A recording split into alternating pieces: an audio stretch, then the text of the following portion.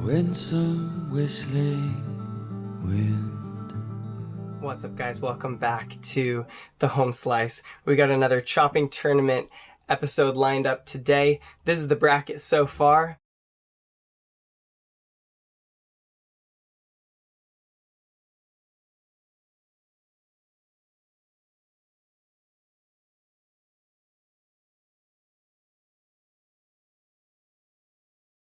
I've been realizing that my chop tournament episodes are getting kind of long, so I'm going to try to keep it to the basics today. Today we have a very exciting episode lined up.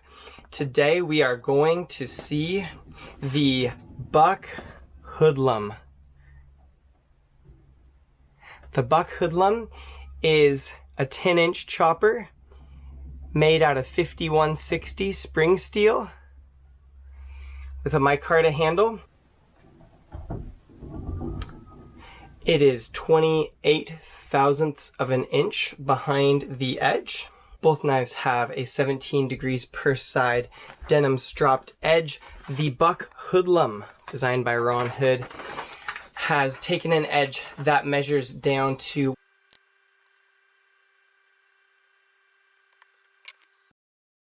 123 best. This is how it cuts paper.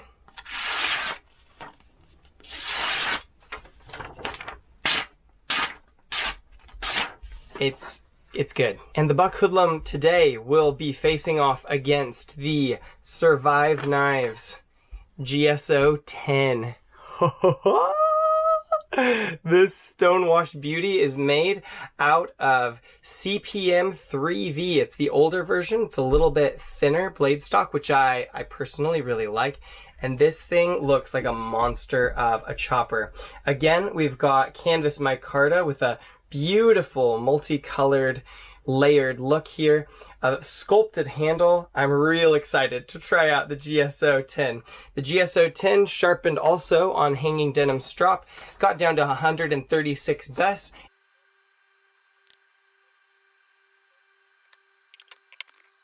And is cutting like so. It's just a thing of absolute beauty.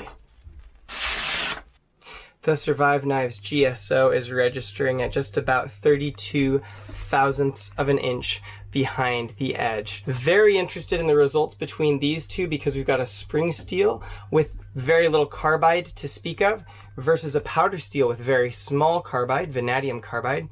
We also have a Peters heat treat. This is not Delta 3V, but it's the next best thing. And so a very good heat treatment on CPM 3V, very high toughness semi-stainless tool steel versus a not stainless at all spring steel that is heat treated by Paul Boss. Now, in my mind, these two ought to be sort of the best steel options for a manufactured knife. If you disagree, tell me what's better. I want to try it.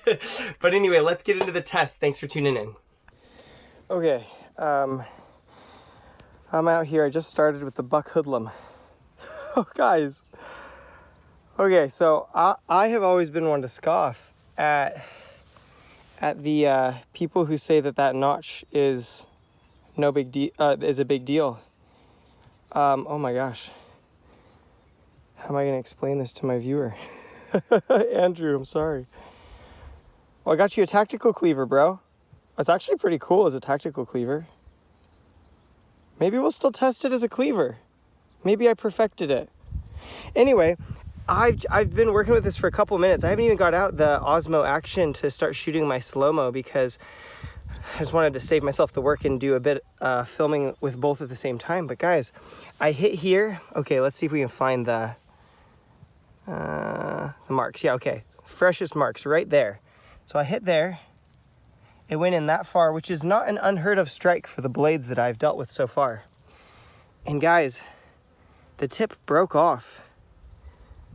Oh, I see something there. I'll have to do a follow-up after the video, but there may be some evidence of why.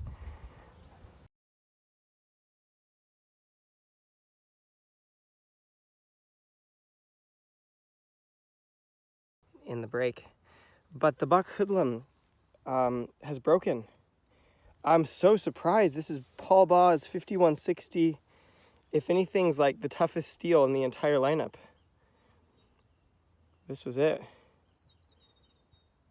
Dang, guys. Okay, well, I guess I'll keep going and still test them, but the notch guys are right. The notch guys are right. That was just normal use. I wasn't even batoning, guys. That's crazy.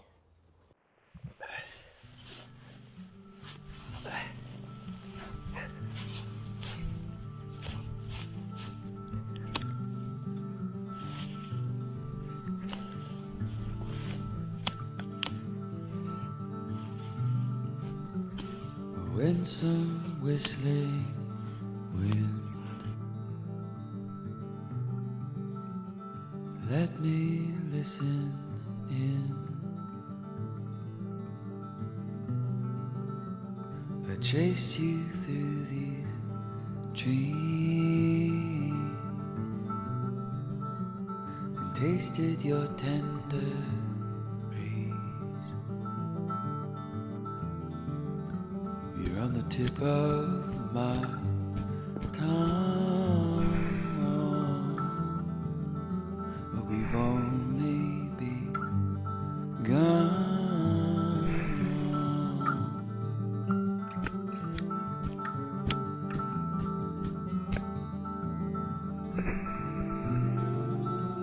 I tracked your trail to these winsome woods, where I finally found an understanding. Oh, you've been filling my lungs. You've been hunting me down. I thought you were the wild one, but my taming begun.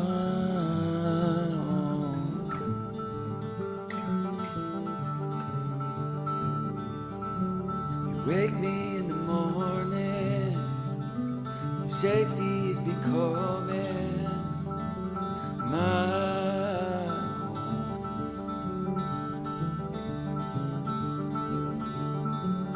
love is never fleeing, the same in every season. Not alone.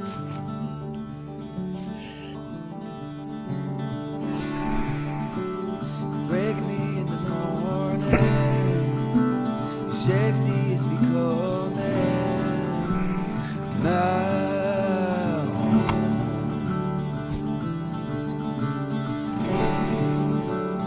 love is never fleeing, the same in every season.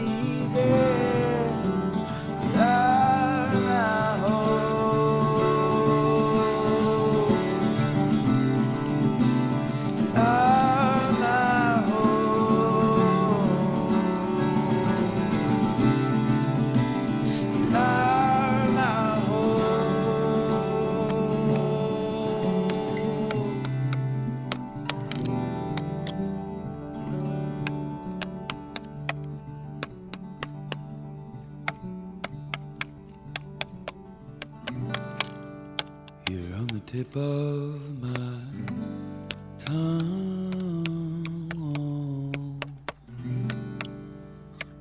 but we've only begun.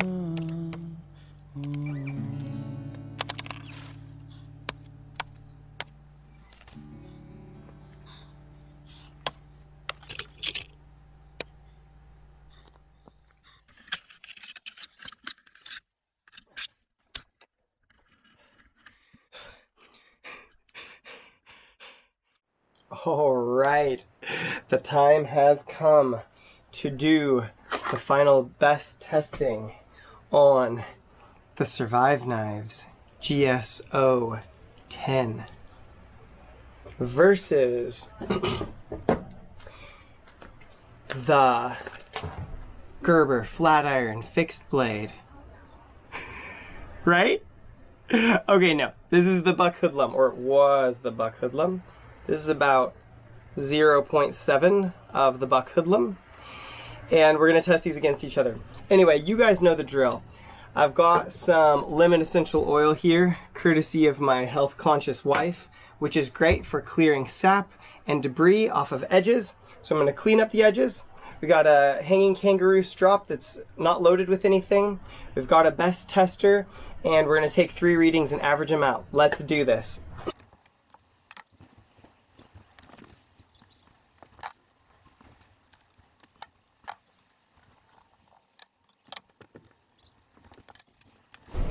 Check out, so let's see the stains there, the sap from the different things we're cutting. This lemon oil is totally phenomenal. Check that out. Nothing. Isn't that cool? You should try this if you guys, I don't know if you guys have wives that are like into essential oils and whatnot. Works like a charm.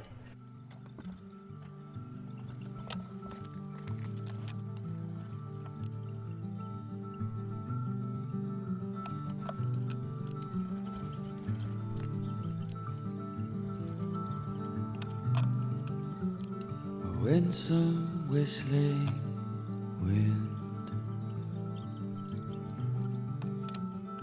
let me listen in.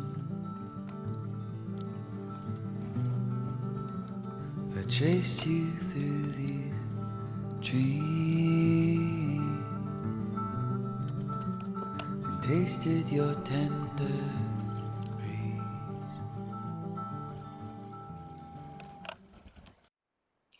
Okay, let's start with the Survive Knives GSO 10. Now, this bad boy averaged out after 90 minutes of use at a best score of 291.7 grams. Now that, I believe, is the best that I have got on any blade so far. And I have to say, there's a couple sort of sticky points, but man, that's good. There's one sticky point right there. There. But it still wants to keep cutting. Look at that. That's funny. I have to say, best experience of all the knives so far. This knife is incredible. The heat treatment is done by Peters Heat Treatment, so Survive Knives doesn't do their own heat treatment. They actually outsource it to a company that specifically deals with optimized heat treatments, which is really cool. They have a version called Delta 3V, and this is not it, but it's still custom heat treated by Peters. The handle is sort of keyed to a specific hand size somewhat, although there's some room for growth here, but these finger wells are sort of size specific. They fit my hand perfectly. This is the most enjoyable grip pattern of any of the knives that I have done so far. They've got flaring this way for your palm swell, just like the Becker BK7 and BK9, but they don't have so much flaring here that it rubs your hand right there in the palm, which the Becker handles always give me a little rub there. They also have just the right amount of flaring this way. I had no problems at all whatsoever with this staying in my hand. It penetrated and sheared things off like the Kmart cleaver, guys. I was so pleased. It just would bite in and slide through stuff so smooth. You could tell, man, that 291 is a good number, but man, you could tell this thing was still sharp. And I think that's due to the fact that 3V has high ductility, and the heat treatment protocols are optimized for this knife. So I love the Survive Knives GSO 10. This is my favorite so far in this series. When I first looked at it, I was like, oh, it's pretty like plain survival drop point. No, this thing is awesome. It's such a good combination of a little bit of behind the edge thickness, a thin grind, some spine here to give it some durability, which obviously matters, as we'll see.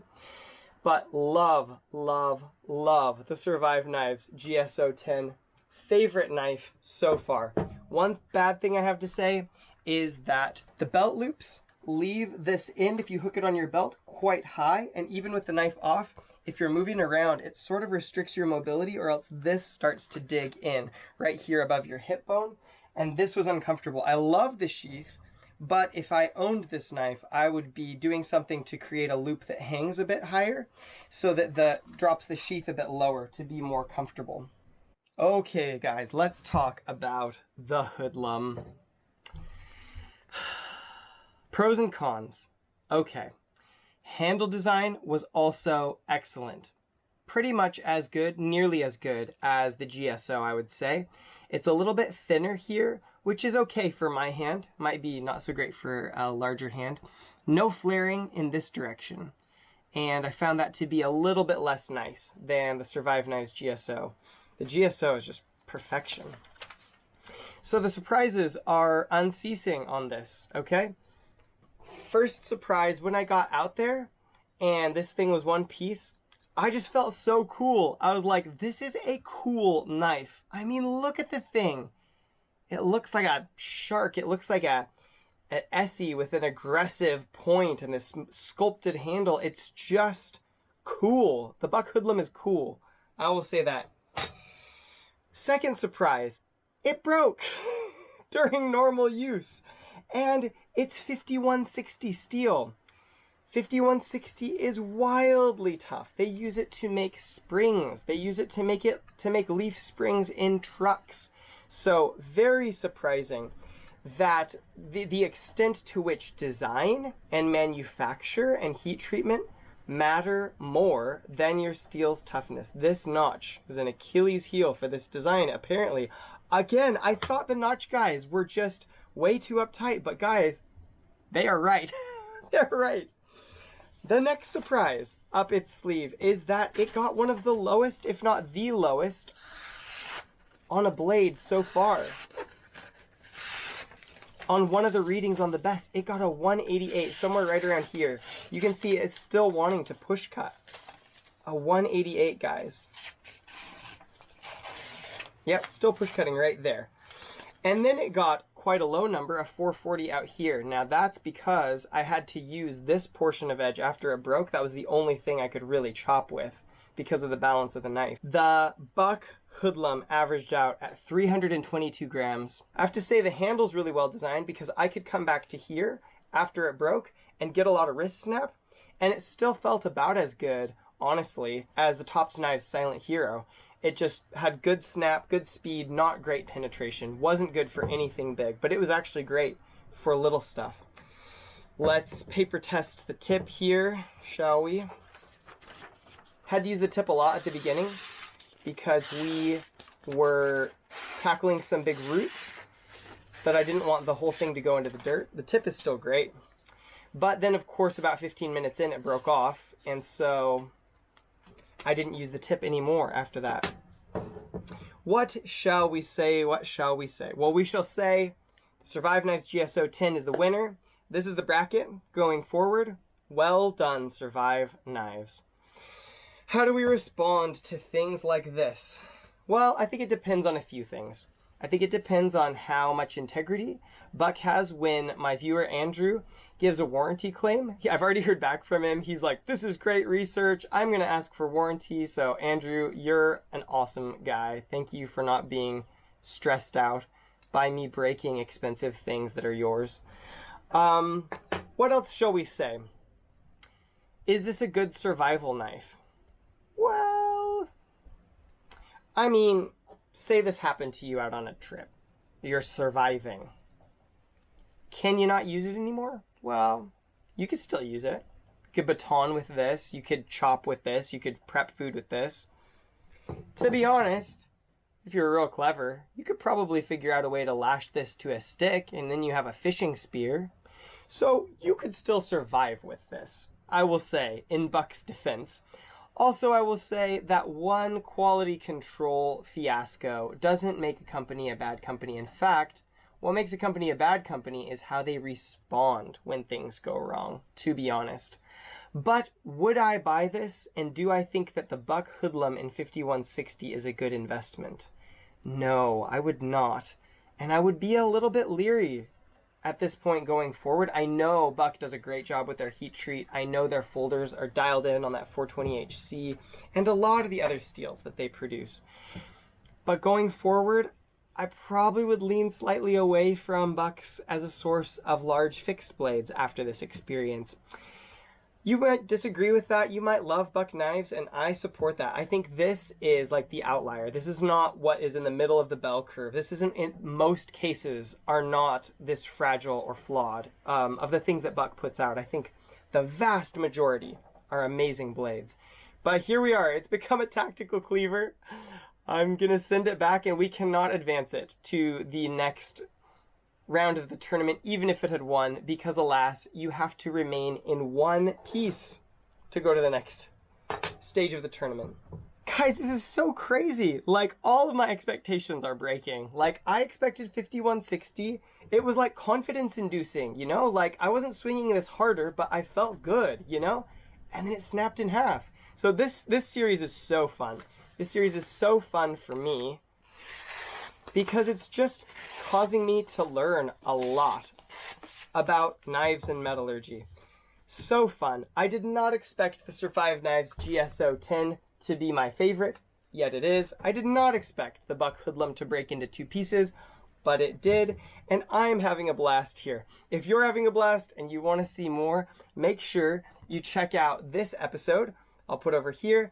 In this episode, we take a super budget option, the Kershaw Camp 10, and we face it off against kind of your middle of the expensiveness option in the K-Bar Becker BK9. For the rest of you, I hope you have a great day. You guys are awesome viewers. You take care of yourselves, and I'll say peace out from the home slice.